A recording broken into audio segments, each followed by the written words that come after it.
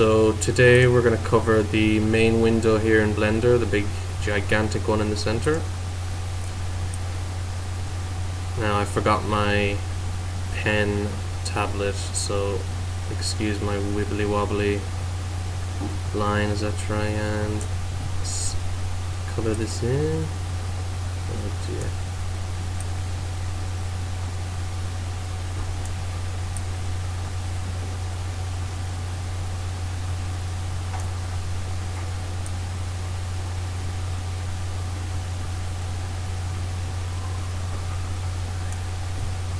So if you have Blender in your default, with the default settings, this is the way it should look with your 3D view.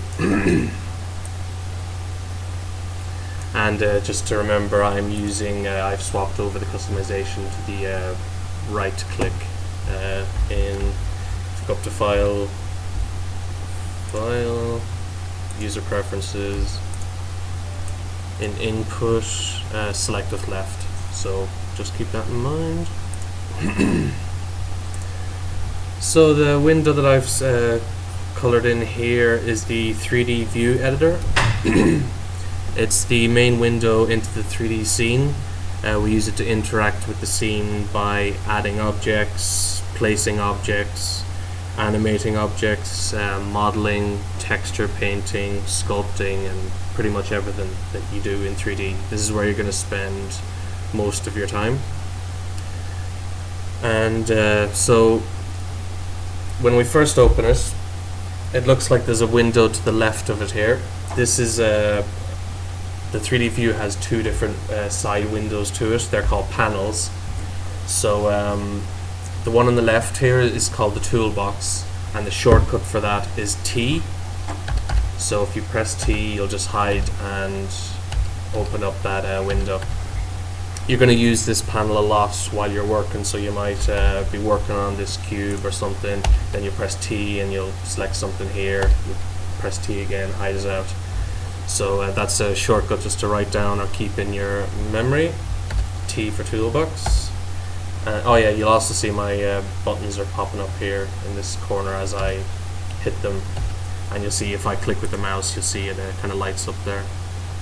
Maybe that's a little bit small.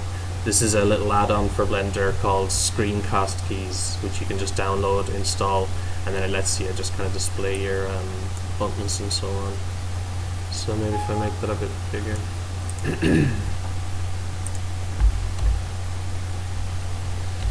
So we've got T for toolbox, and then on the very right we've got N for properties. Don't know why N, but it's just probably the only button they left. So those are two that we're going to use a lot while working in Blender. So T for toolbox, N for the properties panel here. And a lot of the things that are in these two windows you're going to find in the properties editor down here, but this is just a quicker kind of way to access them as we're working. So if you want to press T and N just to hide them out, so we're just left with the kind of camera view here. And so what we're looking through here now is called a user perspective camera. It's kind of like an invisible camera that you can't see in Blender, but it's just for us to use to work on. So you'll see up in the top left corner there, you'll see the actual name of whatever camera we're in. So to navigate around the 3D view, so I have an object selected there. We can press A just to deselect that object. That doesn't matter for now. I'll talk about selecting objects in a minute. So it's the middle mouse button on our mouse that we use for navigating through the 3D view. So if you click down on the middle mouse button and then you start to drag, you're going to begin to rotate the camera. And so you can kind of click anywhere you want and you'll kind of rotate around that point. So it's very handy for just seeing different angles and so on. And then still with the middle mouse button, if we hold shift and then press the middle mouse button and start to drag, now it's changed to a pan. It's just kind of panning across, just flat to the screen. So you can kind of click and drag, and then you can click and drag again, click and drag, just to move it around, and then again we could just middle mouse button on its own to rotate. So you could use a combination of them. As you use it more and more, you'll get very used to these kind of buttons. You won't even have to think about them, so you'll just be swooping around and doing whatever. And if we hold Control and then middle mouse button and slide up and down, we will be zooming in and out, or it's kind of like dollying in and out, because it's not quite like it's zooming, it's actually moving the camera kind of around. So it's Shift and Control, those are the two buttons to change the effect of the middle mouse button. So we can hop all around.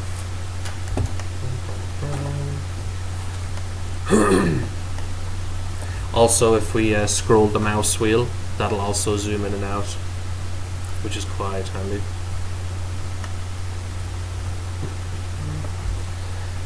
So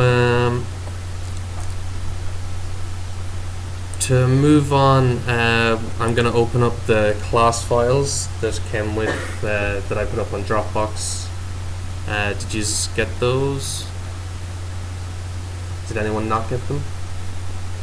Grab the class files. Let me see. Right, so to open up the class files, we go to File. I'll just get yours in 1 second. Go to File, Open, and then we get our dialog here for finding our objects. So just go to wherever you save that to. Mine is on the desktop. What I would recommend is making a copy of that folder that I gave you, so that you've got one kept, because we're going to be opening up those files and making adjustments, and it's very easy to kind of destroy a scene and kind of just mess with it a bit too much. So what I would do is out on your desktop or whatever, just make a brand new copy of the BlendCraft folder. I just call it whatever you want, class file, and just leave one called BlendCraft Master, so that if you make any adjustments or whatever, you can always just go back and start afresh. But they'll always be up on Dropbox anyway if you are working at home and just want to try and get them again.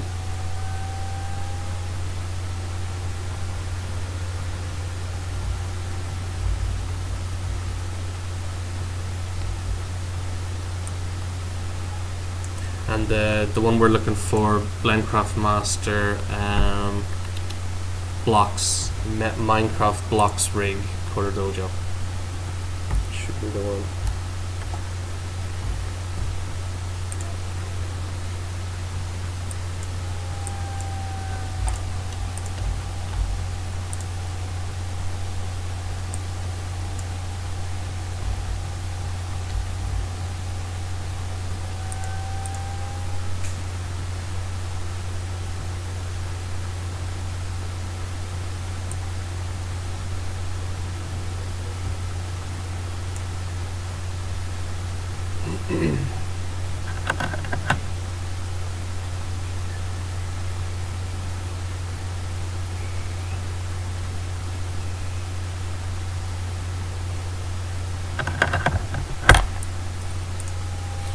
Right, so try that. There should be BlendCraft Master folder on that.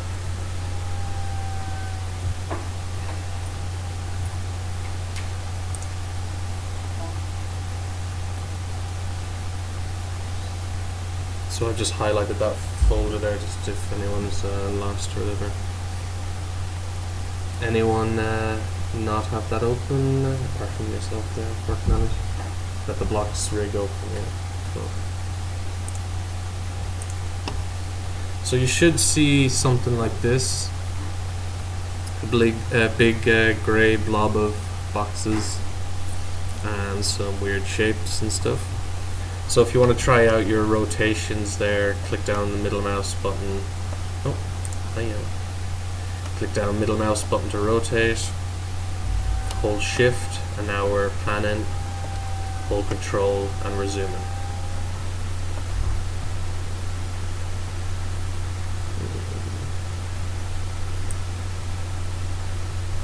Yep. Did you try open the folder? Onto Word? Well, that's interesting. Anyone else open it up onto Word? Word, nothing but Drew.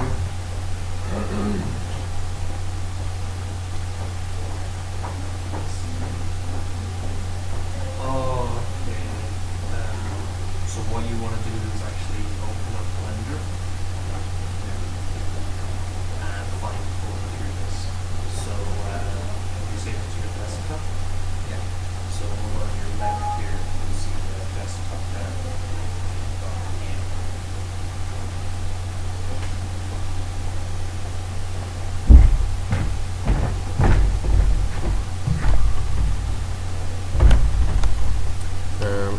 I'll just run over that file. So when we click, what are we doing? Oh yeah, file open. Yeah, so starting from your new Blender scene, you go to File, Open.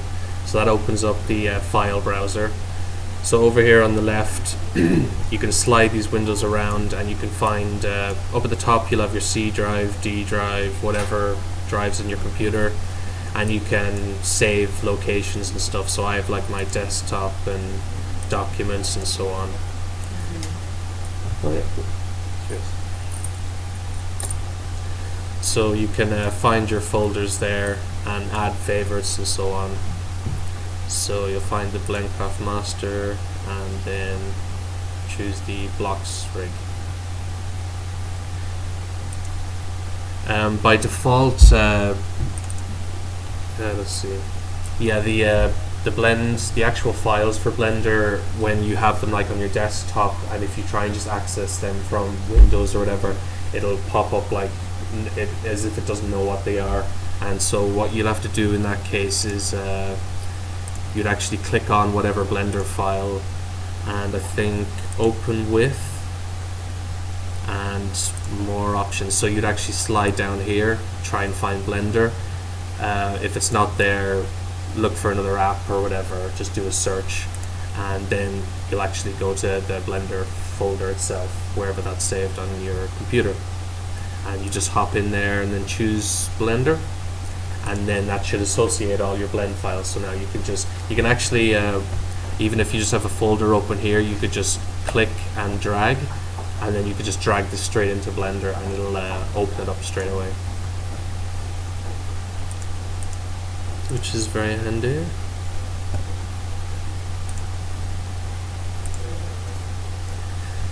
Yeah.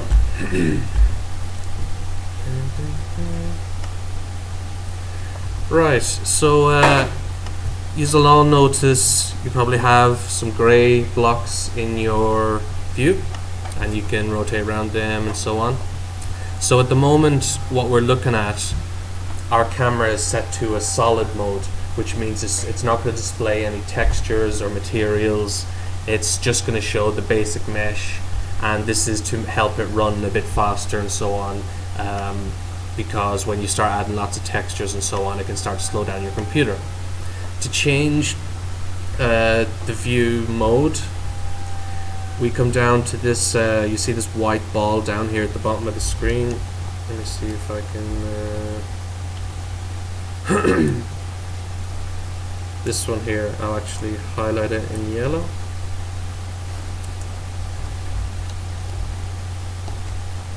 So this is the view shading mode. So you click on this and you get a whole different load of options here. Currently we're on solid, so if I click below that wireframe, now you'll see in my view we're basically seeing through all the objects, and they're just see-through, so we can see their actual wireframes.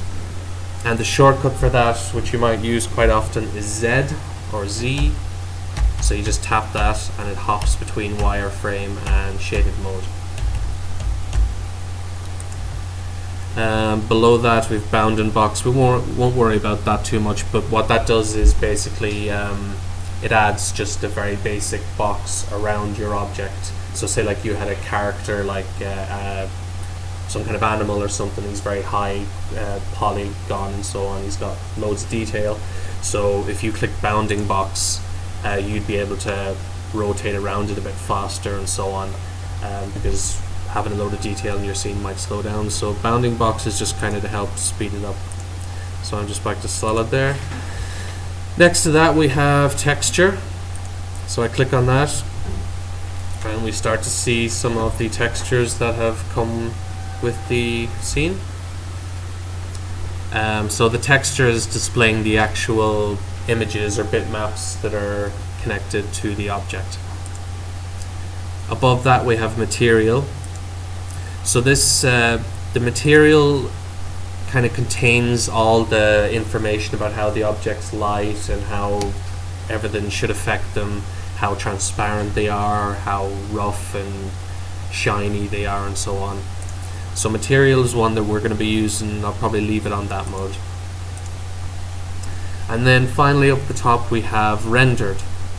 So you remember I was saying up here at the top we have render image, and what that'll do is take like a final picture of your objects or whatever through your camera, and it will give you a final image with all the lighting information and shading and so on. So what we have down here in this view mode is a real-time rendering option. So if you click on that, what we're seeing now is like a real-time render of the object with all the lights and stuff, but at the moment we haven't set up anything with the rig. But this is what it would look like as a final kind of animation or whatever. And if you switch that view, you'll see in the background there's just like an image of Minecraft kind of attached to it. This is just to give kind of reflections and colors and so on, but we can change that to anything we want.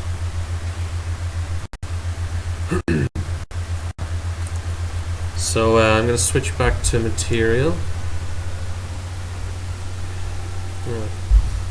So we can rotate, we can pan around, and we can zoom in, and that's all controlling this camera we're looking through at the moment. But we have loads of different cameras in Blender. We have like front view, top view, back view, and so on. So let's see now. So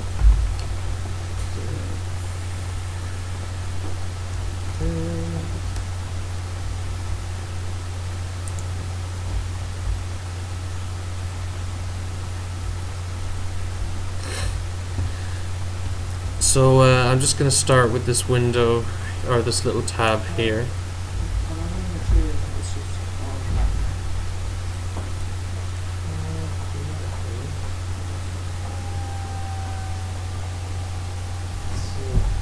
Is everyone seeing those textures on the objects? Alright, yeah, maybe. Let's see here.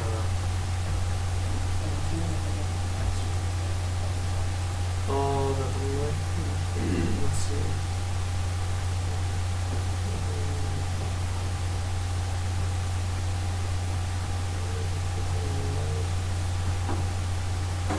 Oh, is this the right?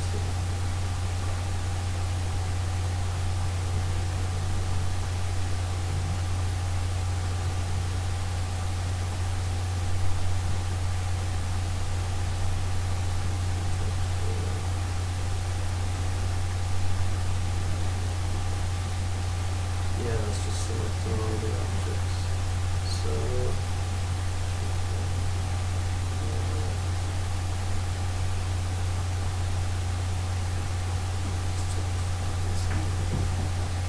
yeah.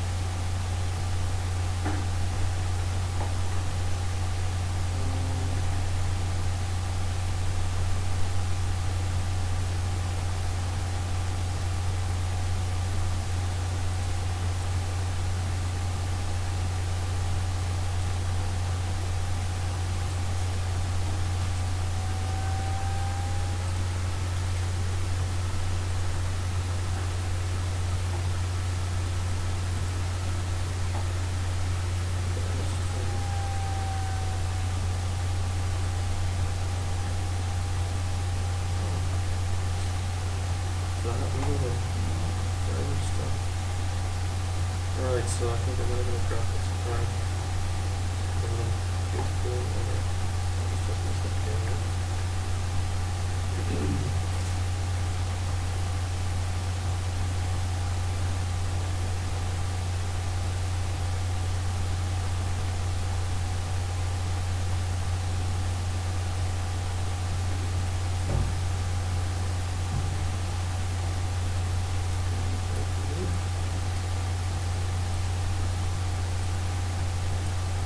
I'd say just a good texture for now. I'm not the graphics card or I'll look into that thing. Yeah.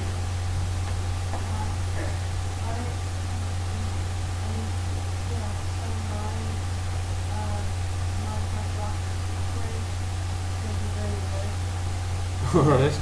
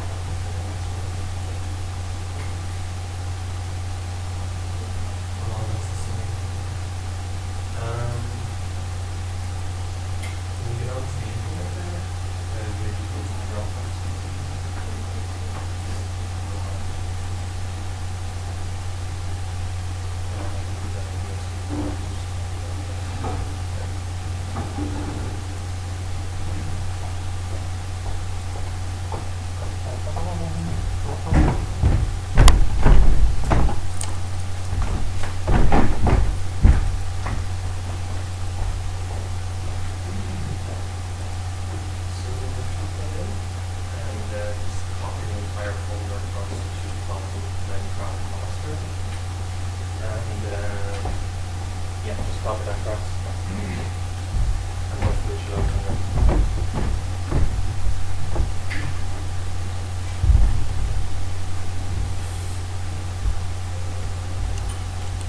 Okay. So I'm going to press T. No, not. Yes, I am. T for toolbox just to close it out so we can see it a little bit better. So to change our views, it's in this bar down at the bottom under view.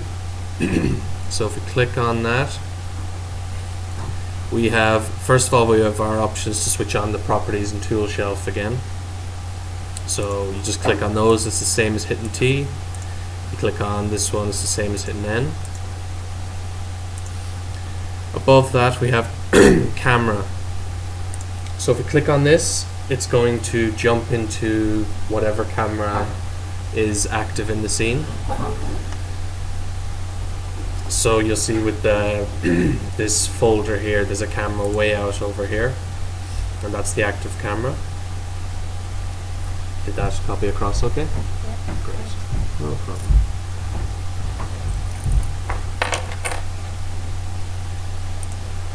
So view, so yeah, camera.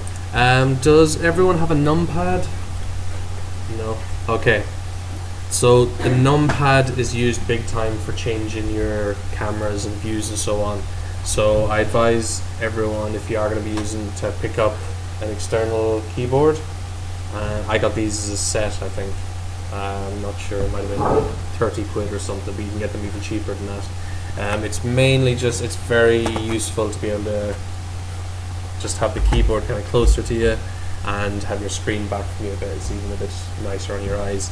But mainly you can use the numpad over here on the right. You can also, if you buy an external keyboard, you can start putting stickers and labels and stuff all over it and just wreck it for all if you want. Like I've done that with keyboards in the past. Just if there's shortcuts I'm trying to learn and I find it too hard, I could just maybe put a little sticker on that with some little writing, and it just helps out. You can also buy little sticker packs for Blender where it's all the shortcuts for the whole program, and you basically just stick them on, and it looks great. But yeah, it might be a bit too much information. So the numpad is used for changing the views. So if you don't have a numpad, there's a couple of different ways to do it, to sort it out.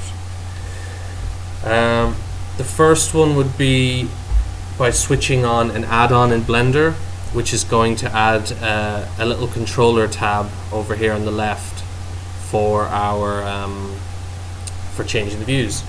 So to do that, we go to File, User Preferences, and once we're in here, we want to go to Add-ons. So I think I mentioned last week or last time, but add-ons are like they're extras for Blender that can help it do this and that. And the very top one there on mine, now it should hopefully be the same on yours, it's called 3dview 3D navigation. If we click on the little arrow there, it gives us a description of what it does, and under that where to find it. So you'll see location, view 3D, tool shelf, 3D navigation tab. So to switch that on, you just over on the right, you click the little box, just put a tick into that beside your little running man, looks like. And when you've done that, whenever you switch on an add-on in Blender, always come down to the bottom and save your user settings, because if you don't do that, once you close Blender, reopen it later, your thing is going to be gone. So the one we just turned on now is in Toolbox, so T for Toolbox, and on the very left of the toolbox we've got loads of little tabs down here. Well, I'm not going to get into all of these, and some of these might not be on yours because I may have just switched them on. So for example, there's like a measuring tab for getting proper measurements and accurate stuff. There's physics, and we can add objects and so on. But the tab we want is called navigation, and the toolbox, you can grab the edge of it there and slide it out if you're running out of space, and with your mouse over the toolbox you can slide your the 3D wheel, or sorry, your mouse wheel, and you should slide up and down through the tabs and through the options of them.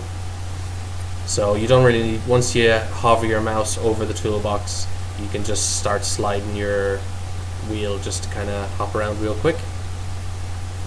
So navigation is the one that we're looking for. So in here you're going to get a lot of the same options that I'm going to be explaining now about the numpad.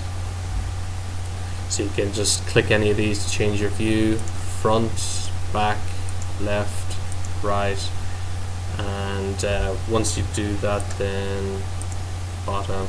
You can also choose the camera and so on. So if you do have a numpad, so basically the way it works is number 1 is going to go to a front view, 3 is going to go to a right view, 7 top view. So those kind of make sense when you when you're kind of looking at them in the numpad. It's kind of 1 is right there, right is to the right of that, and then 7 is above it. So you can quickly kind of change your view, and once you do that, then you can hold shift and scroll around and so on. I'm just going to hop back to front view. So let's say now we're in our front view and we hold shift so we can pan around. This view that we're looking through at the moment is called an orthographic view, compared to our perspective view we were looking at when we first opened it. So an orthographic view is kind of like a computerized kind of a view. It has no depth, kind of like us with our two eyes. We see things closer and close and far away, and but an orthographic view has absolutely no depth. So I'll show that to you here. Oh yeah, before I do that, so we're in the front view. If we want to get out of these and back into our 3D view, we just click down on the middle mouse button and rotate as if we're going to, rotate the view. And when we do that, it immediately switches back to a perspective view. Now, if that didn't happen for you when you tried it, that it might be because this is one of the customizations we made in the first class. So if I just show you that again, so we got File up at the top, User Preferences, and this time we want to go to Input. So I'll click on that. No, it might not be Input. Where is it? Oh yeah, sorry, it's an Interface. So in the first class we made some adjustments here. The one that I'm talking about right now is this one here, Auto Perspective. This guy. So what that means is when we try and rotate an orthographic view, it'll switch it back into perspective. So if I press 1 into front view, rotate out of it, now I'm back. I could press 3 for a right view, you could zoom in and so on, make some adjustments, and then rotate back out of it, and then 7 for our top view. The number 5 right in the center will switch between perspective and orthographic. So you just hit that over and back, so you'll see the kind of what I mean. So perspective there, if I like zoom in, so let's say we're right up to that yellow block there, and then I press 5 for orthographic. You see there's no, as I zoom around, there's no actual depth. It's like everything's infinitely kind of like that. It's kind of like some old games you'd see where they have a camera angle kind of somewhere like up there, and you kind of walk around and so on. So these views, I would never use them in for this. I would never rotate an orthographic view around like this. It would just hurt my brain and make my head want to explode. So I would always have it like that, and then we can move around and so on.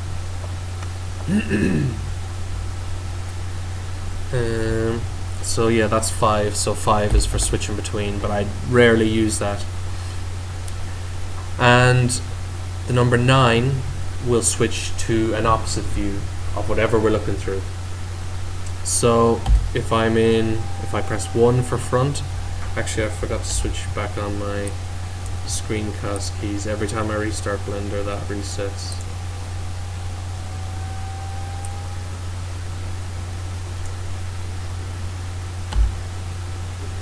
Yeah, so the buttons are there. So 1 for front, 3 for right, 7 for top. Or you could just use your add-on here. So front, left, right, back, so on.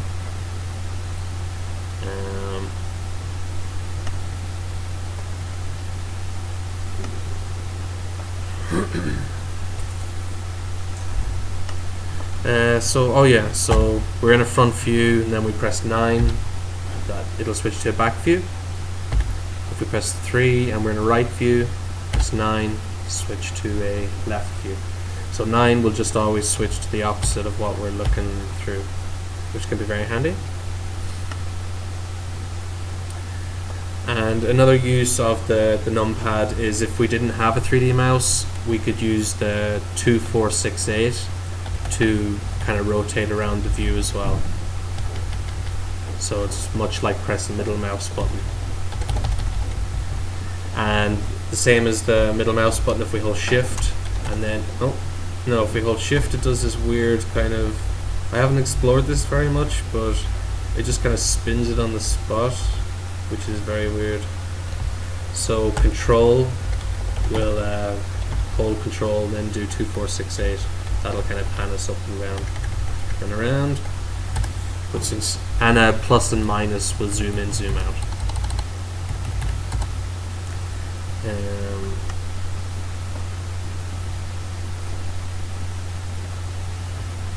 Yeah, any questions on that so far? Is everyone kind of able to navigate around alright?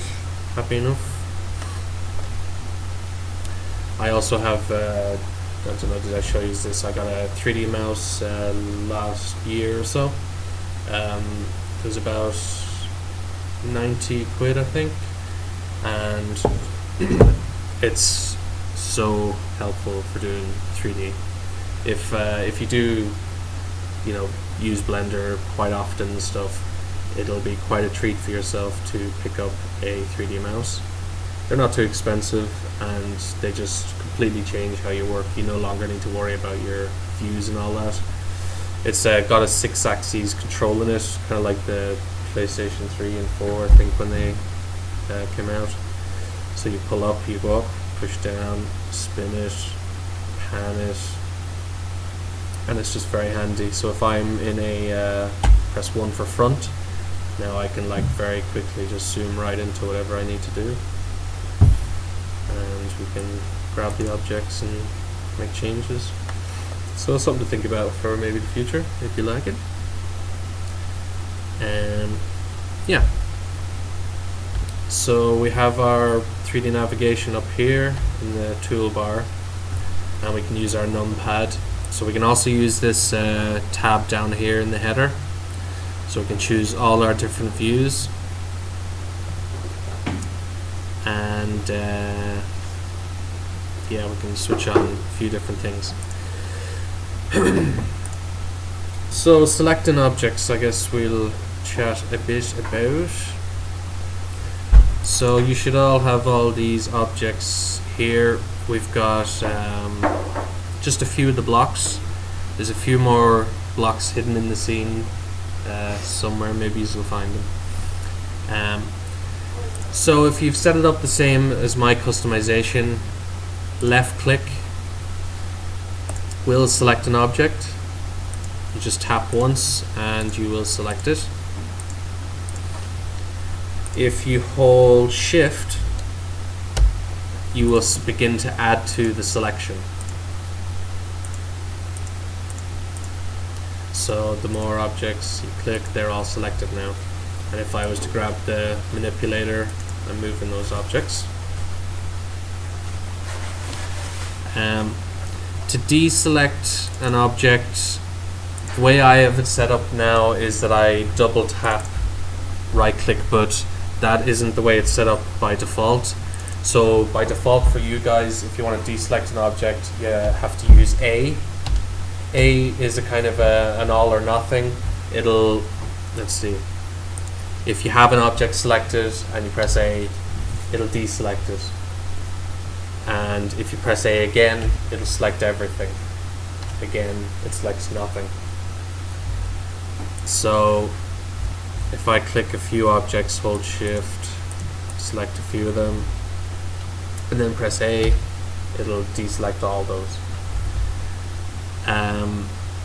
While we're holding shift and we select an object, select another object, select another object,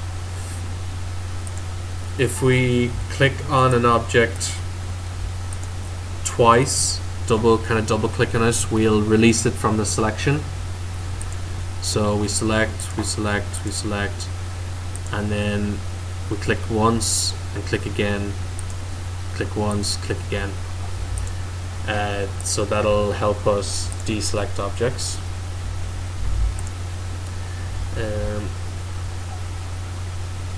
So that's just a little bit about getting started with those.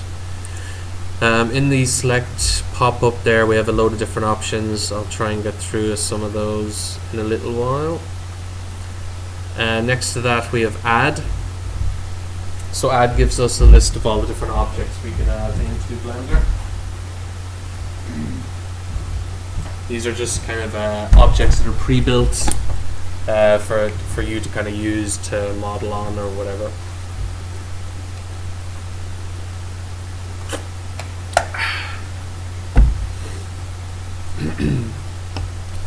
So add, we can do mesh, and then we can add a load of stuff there. Curves. So mesh are polygon objects. Curves are like 3D lines. We can use them. It's basically like drawing a line but in 3D. You can then use that line to model from, or you could animate an object following that path. That's something that we might do for the kind of boat shenanigans that we might do. And we can add cameras, lamps, and so on. There's also this Minecraft add-on here, which we'll probably get into in the next class. I'll show you that before the class ends. Object, yeah, I don't need to worry about that just now. So this big block here called, it says object mode in it. This chooses which mode we are in with our scene. So at the moment we're in object mode, which means we can select objects, we can move objects around and so on. But Blender has a load of different modes. So we have object mode, edit mode, sculpt, vertex, blah blah blah. So edit mode would be for polygon modeling, where we would actually make changes to the actual object ourselves. So oh yeah, another little shortcut for the view. So I just want to zoom into an object here now. So that on your numpad would be the delete key, or the period key. It's like a full stop. If you click on that, you're going to zoom right up to an object. If you don't have that, let's see. Yeah, so in view you can click view selected. That might also be in, yeah. Right, so let's say we're zoomed way out and we want to zoom into this object here. So in our 3D navigation, in our toolbox, in the navigation we can click view to selected. There's a lot of different options here, so just kind of try them out in your own time. But so view to selected, and now I'll scroll my wheel back a bit, middle mouse button, just to move around. So that's very handy to get around your scene. So let's just say I select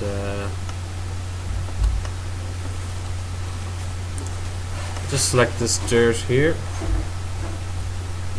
So let's say we were making some changes just to this block on its own, but because we have all these other blocks in the way, that can be a little bit tricky. So on our numpad again, the numpad slash, so it's just like the kind of slanty line. If you click on that, that's going to activate a local mode, which means it gets rid of all the objects that aren't selected and just leaves us with the selected object. So now we can start making changes to this. So this is where, oh yeah, also up here in the 3D navigation tab,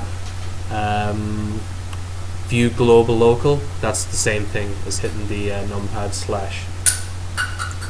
So you click on that, swaps in, swaps out. So that slash, that's just the button right above your number 8 on your numpad. So then we select an object, then we want to make adjustments to it, to its actual geometry. So we would switch to edit mode, and this is where we can start making changes to the actual object itself. We're going to get into this in a later class, but yeah, we can control the vertices and edges and so on, and really break our object or make it better or whatever. We can also grab the actual polygons themselves, and we can start making adjustments and modeling to it and so on. So I'm just going to switch back out of local camera there, back out so I can see the objects. Any questions so far there? Is everyone happy enough? Right, so moving objects, I suppose, would be handy. So you can select whatever block you want. I'm just going to grab one of them and just kind of drag it out to the front here. So you'll see when we click on an object, we get this little gizmo here. It's got a red, green and blue arrows on it. So these are the axes, 3D axes, which we can move along. So to make any adjustments there, you pretty much just grab the arrow of the axis that you want to move in, and when you click on that, you'll get a little green line kind of well, you get a line depending on which axis you chose, and that'll just show you which way you can slide. So if I grab the X there, you get a little red line, so we can move it off into the distance and so on. So I'm just going to move this. Actually, no, I'll take this top one here. So I'll click on this top one here and just kind of drag it out here. And I'll just move it down one, so it's just kind of sitting down here. So I'll press the period key on the numpad to zoom into that object, and then I'll just scroll out with my mouse wheel just to kind of get a better view of it. So you'll notice if you're dragging an object around that it actually snaps to these squares on the floor. This is called our grid, this gridded pattern on the ground. It's showing us where 0 is on the our floor, basically, complete 0. And if I press 7, hop into a top view, or click there, and as we zoom in and so on, you'll see all the little gridded squares. And as you zoom in, they get further, and as you get farther out, they get bigger. So as we move that around, it's actually snapping to the blocks. So this is called snapping, and it's basically switched on with this Blender file that we just opened. This is a pretty good thing because it keeps all our objects kind of in line, because in Minecraft, you know, they're all imperfect kind of squares and so on. So this basically, it'll move them around as if they're kind of in that Minecraft world. We can switch that off. So on my screen there, because I'm zoomed in and the resolution isn't full HD, you can't quite see all of this window. So I mentioned before, you can do this if you middle mouse button in one of these bars and just slide, you'll actually slide that header around. And so the one we're looking for here is this magnet. That's just telling us that snapping is switched on. So if we switch that off and now we grab our object, you see we can kind of slide it around smoothly. So yeah, I'm just going to leave that switched off for now. You see, once I do that, say like I move it here, then I switch on snapping, now it's not gonna, it's gonna be kind of offset, so it's not gonna sit back into all those, it's not gonna be in line with the rest of them.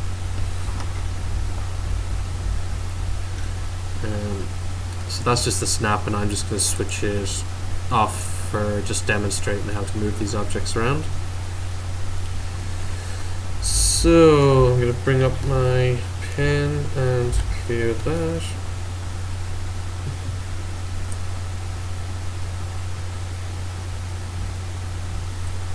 So this is the area here that I've highlighted.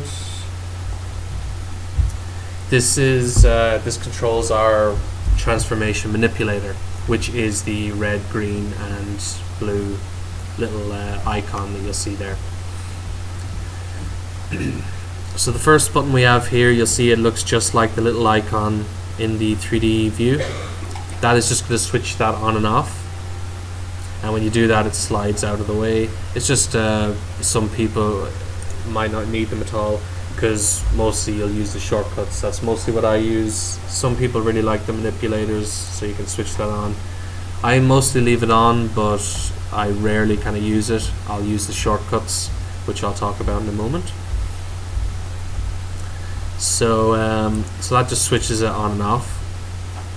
Next to that, we have a little, oh, mine is slid. So we'll see anyway. So right beside that we have a little arrow pointing up. That is our move tool. And next to that the rotate tool, and next to that the scale tool. So I'm just going to leave it on the arrow for the move tool just now. So that just gives us our 3 axes. We can drag on one of them to slide it in that direction, and you see you get the little line. We can also grab the white, the kind of circle right in the middle of it. If you just click and drag on that, now you're dragging it kind of flat to the camera. So this isn't a very accurate way of moving it, but it's handy for quick movements. So I could come over here and I could just quickly grab that there, grab it there, just to get it around or whatever.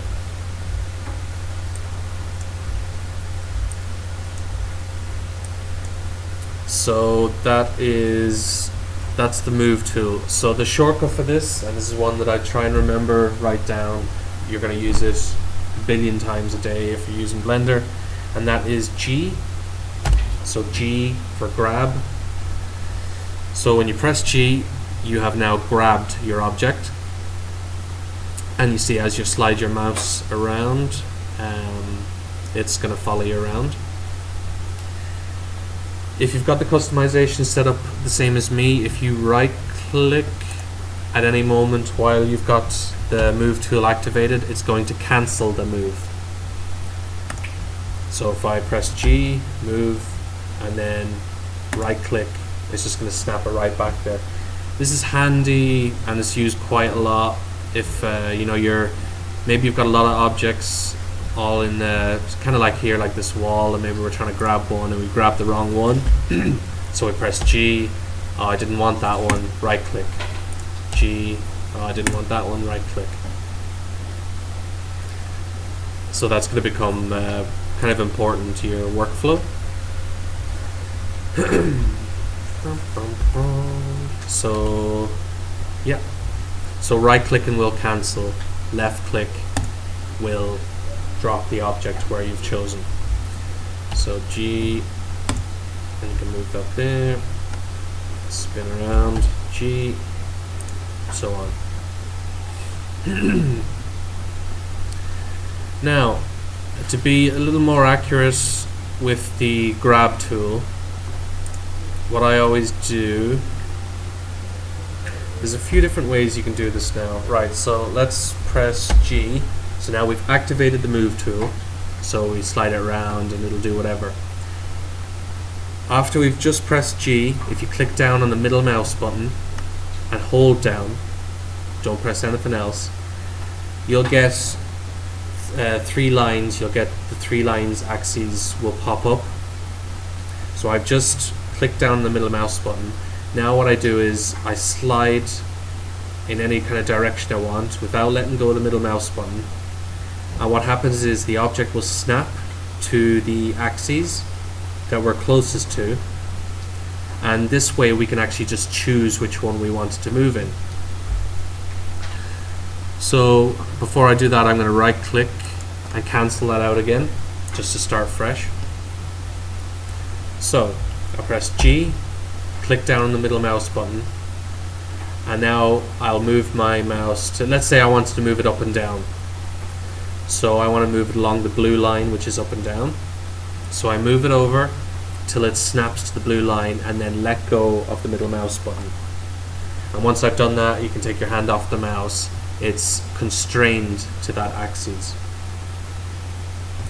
So you can't move it in any other direction. So this way then I could, let's say I wanted to move it up there. Well, I'll just just move it down there. Now, just a little note there. When I press G and I slide my mouse over to the side of the window, you'll see the mouse loops back around and I can continue moving that object. If everyone wants to try that, is that not happening for anyone? When you go over to the side of the window, are you getting stuck there? Is everyone... because that's a customization we switched on in the first class as well. Basically it just means we can move our object and our mouse scrolls back down, but our object is still moving up. So we keep moving up, keep moving up, keep moving up, and then when I press left click, you see the object is moved way up there. The customization for that, so I'm always going File, User Preferences. I'm just going to use the shortcut from now on, which is Control-Alt-U. That opens up the preferences real quick. And cursor depth, which one? Continuous grab, I think. Yeah, that's the option that we've switched on, that's letting the camera, or letting the object slide on. So if you don't have that on, it's up to yourself really. With that not on, you'll just go over here and then it'll stop. So you're kind of always stuck to what you can see. So I'm just going to grab another object down here and just press period to zoom into it. So we're pressing G, then we're middle mouse button, choosing an axis, and then letting go. While we're sliding an axis, I think we can click the middle mouse button again if we weren't happy with the axis we chose. So I could come over here, choose green, now I'm sliding it along this one. That's all groovy, but the way that I'd always do it is we might get into our transformation axes in another class, or actually I might do a video of it for next week. Just going over the X, Y, and Z. You'll see down in the bottom left corner of the 3D view, you'll see the X, Y, and Z. That's giving you an indication as to which way they're pointing. Now mine's a little trickier to see because I've got so much stuff in the way, but it updates in real time so you can see X, Y, and Z. These change from programs to programs. So like if, has anyone here used Unity? Or no? Just, I can't remember now, but I know, yeah, I can't remember, but anyway, game engines and so on, and even other 3D programs, they all have their different idea of what should be pointing up and what is forward and so on. So in Blender,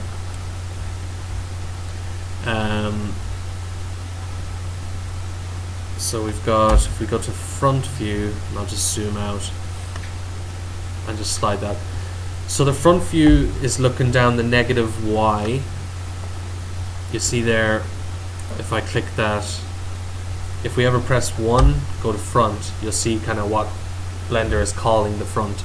Now this isn't too super duper important, but it's handy to kind of keep in your mind which way is forward in your 3D view, because if you're doing a lot of rotating around and spinning and so on, it's good to kind of choose a front or whatever. Also, if you're like modeling and stuff, if you're so let's say we're building a car or something, we press 1, this is the front view, we want to see the front of the car. If we press 3 and we press to see right, we want to see the right, and then if we press top, we want to be able to see the top of the car. So Blender has yeah, the negative Y, you see we're moving here, this is going positive Y, and if we move negative, that's out towards the camera at the front. Then we have X, which is kind of like left and right, so this is kind of where the camera is, what it's calling front. So X moves us left and right, and Z moves us up and down.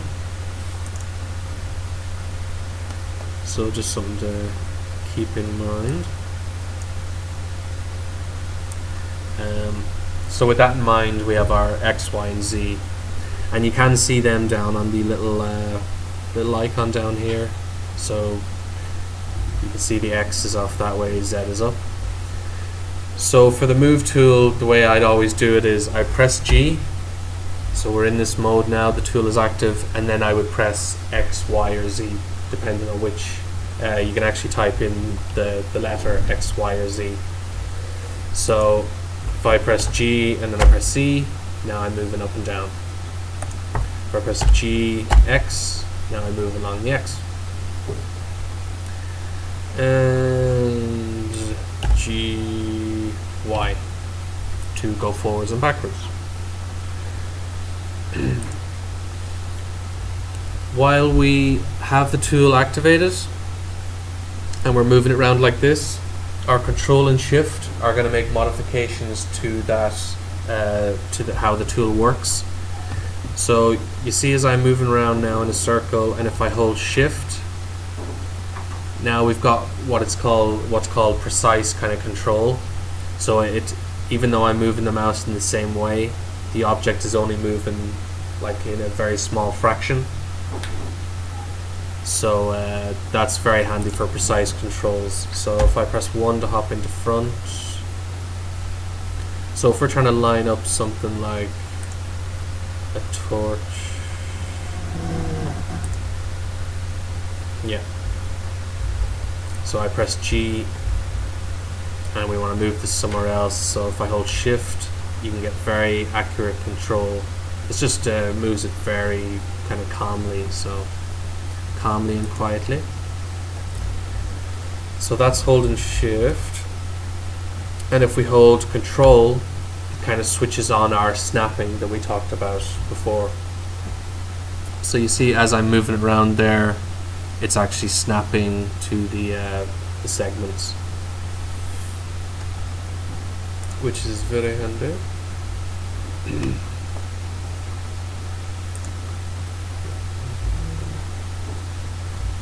So you'd use a combination of them quite frequently to make changes and so on.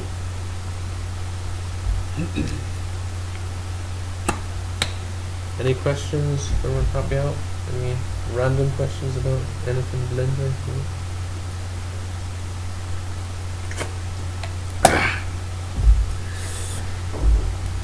So that's the move tool. Following that, down here at the bottom we have our rotate tool. This pretty much works exactly the same. All the gizmos work exactly the same. They just do different things. So you see, again, we've got our red, green and blue lines. So we can grab these. So I can grab the X there, and you'll see now it's rotating around that axis. And we can grab the green for Y, it'll rotate around that, and Z, and so on. The shortcut for this is R for rotate. So it's G for grab, R for rotate. So you press R and that activates the rotate tool, and you'll see we get kind of this dotted line and 2 arrows. So as we slide our mouse around, we can choose exactly where we want that to be rotated to.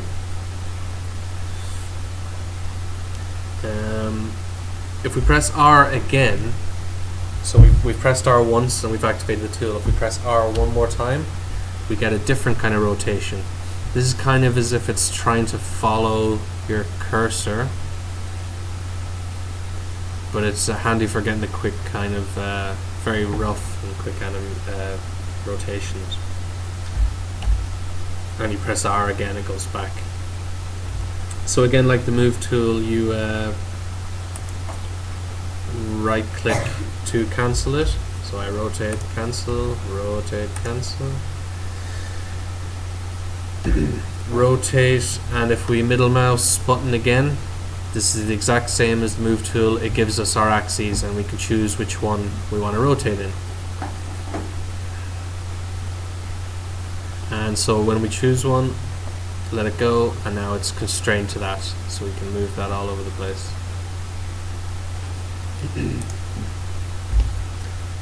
And as with the move tool, press R, and then you could just press X, Y, or Z to choose your axes. So X, Y, or Z, X, Y, or Z. So that'll get us rotating around. And then finally we have the scale tool. So this is obviously to change the scale. Again, it looks more or less the same as the other ones. If we grab an axis, we're going to start to scale in that axis. So we can really squash that object down, we can stretch it out, you can see the texture stretched along with it. And yeah, so we can choose those. And the shortcut for that is, can anyone guess? Yeah, it's S. S for guess. So you just press S, and now you're scaling in all the axes all at once. And again, right click with that will cancel. And middle mouse button will again let us choose, bring up all our axes, and we can choose which one we want to scale in.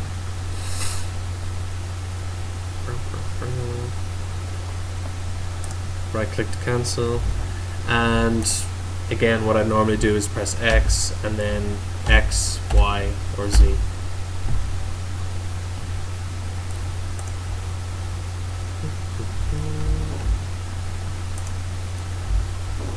So with those moving objects, so it's G for moving, R for rotate, S for scale.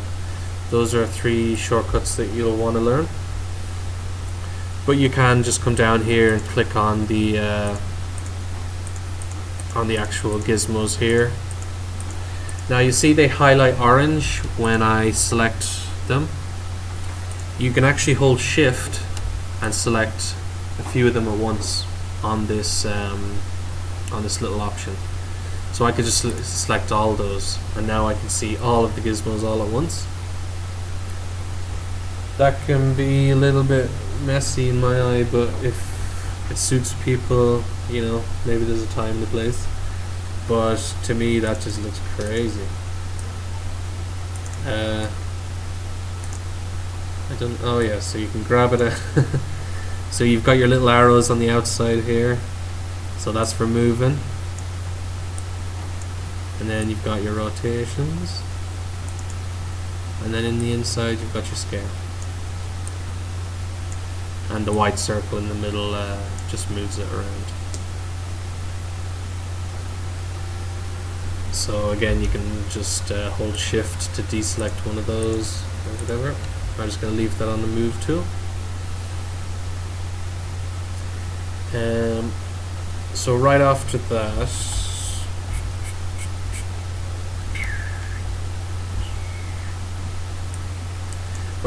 we have this little box that says global.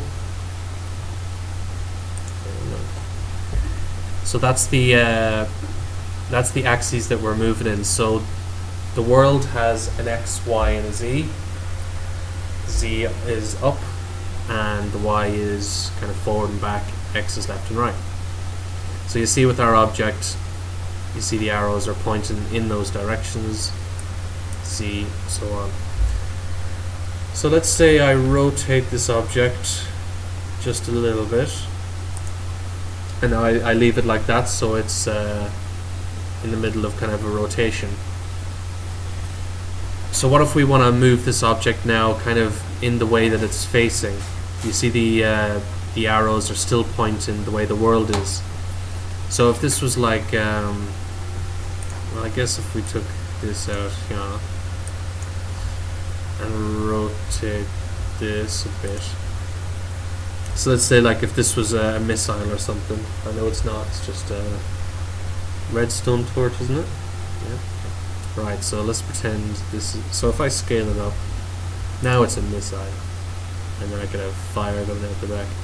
So we say like this is our little missile or whatever, and we want to move it up in the way it should go, but that's going to be tricky because the Z is kind of going up that way. So what we want to do is switch to the local orientation of the object. So clicking on that, you've got global, local, normal, burk, or burk, to burk, to burk. So really for now we just need to worry about global and local. Global is the world, local is for each individual object. So we click on that, and now we can see that the actual the axes are in the way they should be facing for the object. So now our missile, we just go yeah.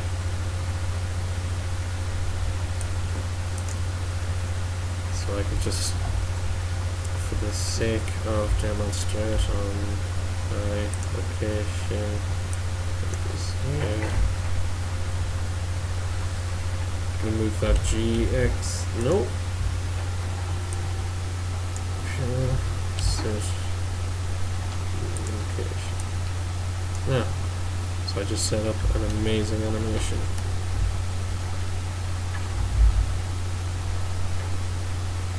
So there, that's totally a rocket. It's a missile. So yeah, I just wanted to show you the difference between local and global, because that's something as you're working you might get frustrated with.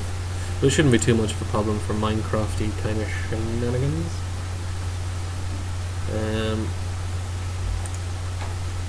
Any questions on that so far, everyone? Alright.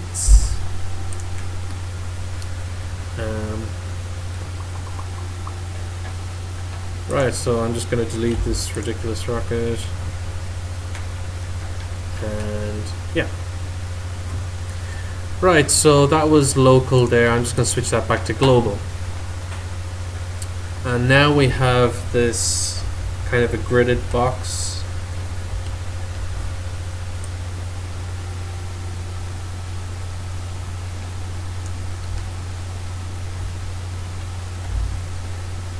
So I've just highlighted that there.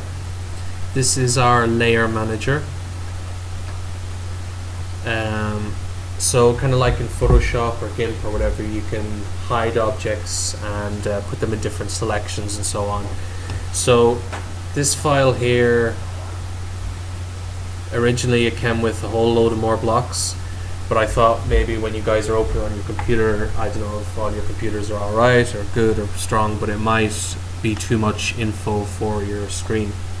So so there's a load more blocks in here that I've kind of hidden away. So you'll see it's just a kind of there's 20 little blocks. I'll just hide that. 20 little grids, and each one of these is a layer all by itself. So if I just click on, yeah, so the one that's kind of orange highlighted a slight bit, that's the one that we are looking through. So at the moment we're just up here in this top left one here, and you'll see some of these have little circles in them, kind of little spheres. The little gray sphere means that there's objects in that layer. So I went round and I started hiding blocks and stuff in other ones. So if you click this bottom one here, you'll see the clouds and the moon and the sun. Has anyone had any problem with running that in your computer so far? Has it been okay, rotating okay? It hasn't been jumpy or skippy? Yeah? Cool. So it might, as you add more layers, it might get more difficult for your computer to run. So we can just click on any layer and we'll see what's in it. There's loads of different objects. I think pretty much every object is in here.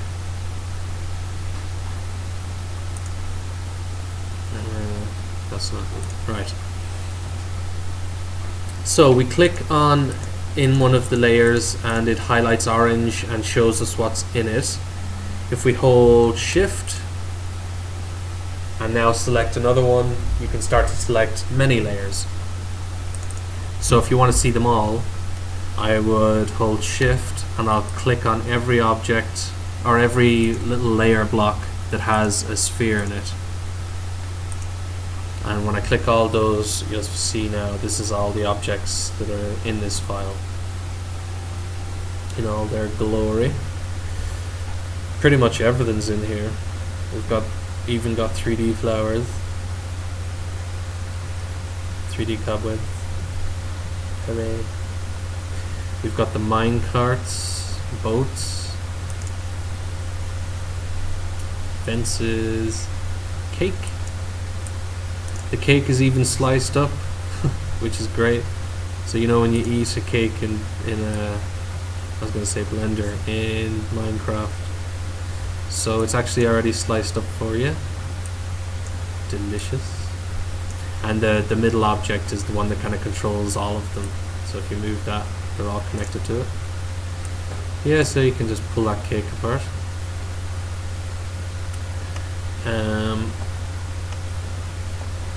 The home button is going to zoom out so we can see every single object in the viewport. So this isn't very practical right now. I just done it and it zooms us a million miles out so we can see all the clouds and whatnot. So I would just scroll my mouse wheel back in there.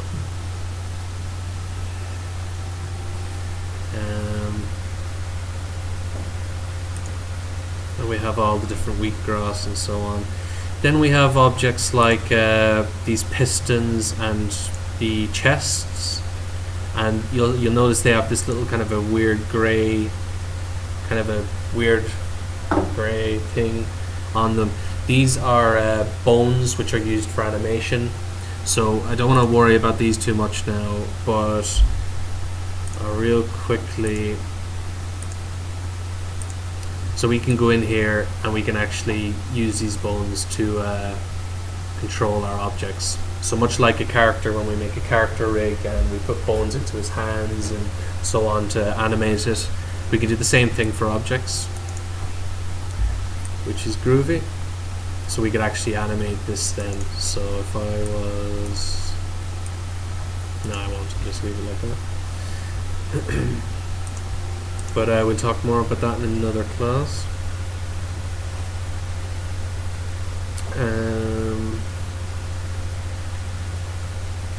Yeah, we even have the torches and stuff are brought in, and they have lights attached to them.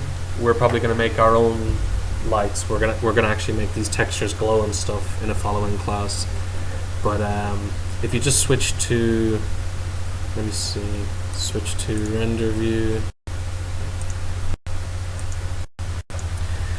Right, so I mentioned the rendered view has this image in the background. Actually, that kind of distracts me, the background, so I want to switch that off. And so to turn off the background, we need to go to our properties editor. That's this one over here on the right, and click on the fourth tab, which is the world.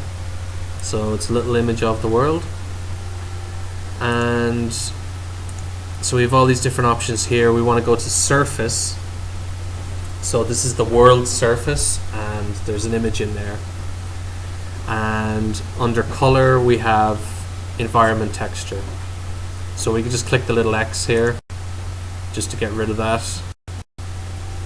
When you do that, it leaves you with this pink background. So under surface, we just want to disconnect it altogether.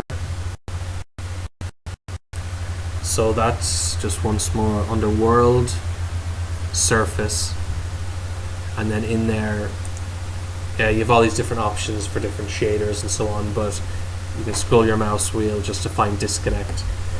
So now that means that our background is just completely black. So we should see the effect of the light a little better. So if I just go over there, and as we leave this go, it the quality gets better and better until it reaches the amount of samples it's doing. So yeah, that's a brief look at the layer manager.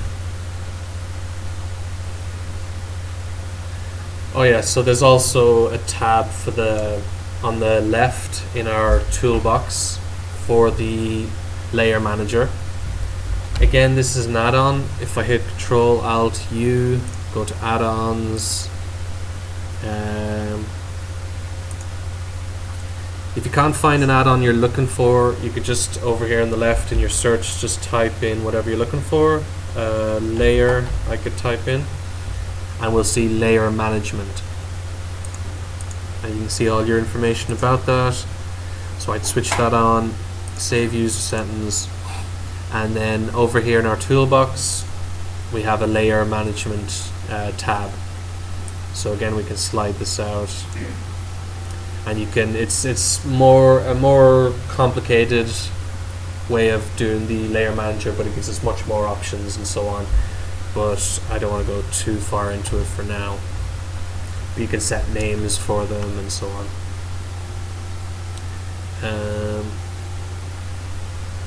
Yeah, so that's a brief bit about moving objects and changing the view and so on. So just a note about all these, all the editors. They can all be grabbed by the edges and minimized and maximized. You completely stretch them out to whatever you want them to be.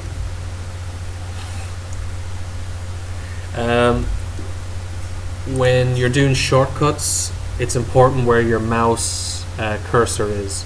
So when you're doing shortcuts out here in the 3D view, make sure the mouse is over here.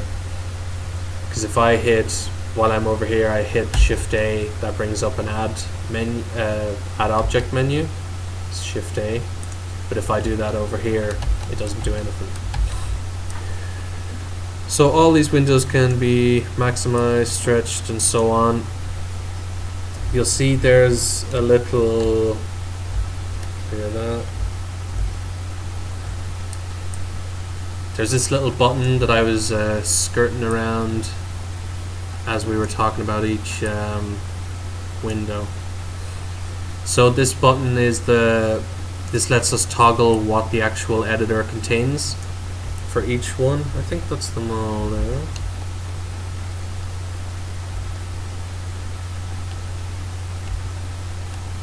Yeah, so for example, on the 3D view here down at the bottom, if I click on that button, we can switch this to a timeline. So now we've got the exact same as below. We can switch this to a movie clip editor, dope sheet for doing animation, outliner, so on.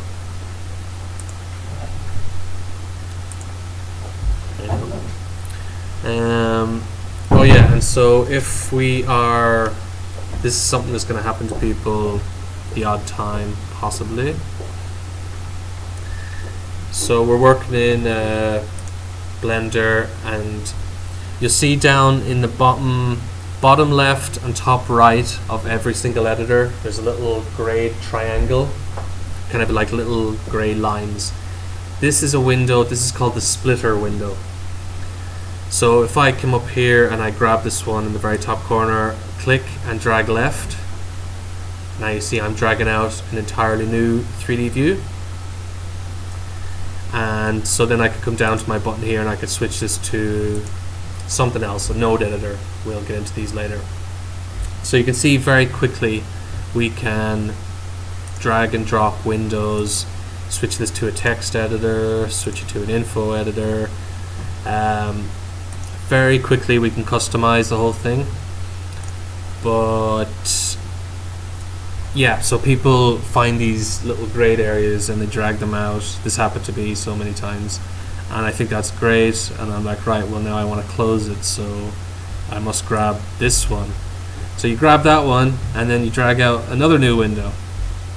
So then you're like, well, okay, well I better drag that one back, and you drag out another new window. And now you're starting to get very lost. Now I've opened up 5 different views, so maybe you drag it up, and now you've dragged another one and another one. Oh, one closed. But so you can see very quickly you can get a bit of a spaghetti mess going on. Now I've actually gone a little bit to town there, so good luck trying to get all this back together. So To close a window, what you want to do is you can only close a window. It's like you kind of crush a window basically, and you can only crush a window against a window that has that's the same size in the length or width. So for example, I've just made this little window here, which I drag from here. So I can click on the triangle, and now I drag it back towards where I dragged it out. Now before I do anything else, you'll see that I get this little arrow, a little grey arrow, and I could let go now, and that's going to slam that window down onto that one, but you could also slide the mouse up and you'll see you actually get an option. So I could go, oh well, I want to close this one onto this one. So whenever you choose, just let go, and now you've closed that. So again, I want to close all these up, click, drag back towards, now I've got my arrow, slam that shut. Click, oh see I dragged out another window there, so close that. So it's just kind of a little game of Tetris really. You just grab and aim back towards the window that you were looking at, and you can do that in any direction, whatever kind of suits. Oh yeah, I've got another one here, so click and close. So don't be afraid to play around. This is great. What I would do normally is, see I have my 3D view here. Now I would press 1 to switch this to my front view. So now I also have my 3D view for just visualizing. So now I grab this creeper head, I can move him, maybe I want it right on top of the zombie head, and maybe I want this here, and here, and here. So that's a very way to be slightly accurate, and you see in this view now. That's close enough. So experiment with that, try all those things, try the different views and so on, get used to it. For next time, I think we should try and, if you all want to try and build an object, I was thinking of building a submarine. I was originally thinking, should we build a boat and then have Steve in the boat for the animation, and then maybe like a creeper comes up to him in a boat and explodes or something. But then I was thinking it might be more interesting to do something underwater. So what I'm thinking is, if we build a little submarine, everyone go at it. You could practice in Minecraft. You could actually prototype your submarine in Minecraft, because I've been looking at different Minecraft designs for the submarines. So you could build one up in Minecraft, get an idea for it, and then just come back into this file. Remember, always keep the original file. So I would make a copy of this, call it submarine, and start choosing my blocks and so on, which ones I want, and just start dragging them out and start getting them into place. I'm going to hopefully follow along now with the video. I'm going to make an attempt at making a submarine and stick it up just to guide you along, whatever. The idea is, for the final animation, we're going to have an ocean. We'll have a little submarine on the top with Steve with his head sticking out. He's going to go down into the submarine, we'll close the door, we'll cut to a new camera underneath where he switches on the submarine, and then we're just going to have it sink down and just kind of float off into the distance or something. And so we're going to do like the ocean floor, we're going to add fog effects to make it seem like it's underwater, and we're going to add a pretty realistic kind of ocean floor, ocean surface. And one more quick thing.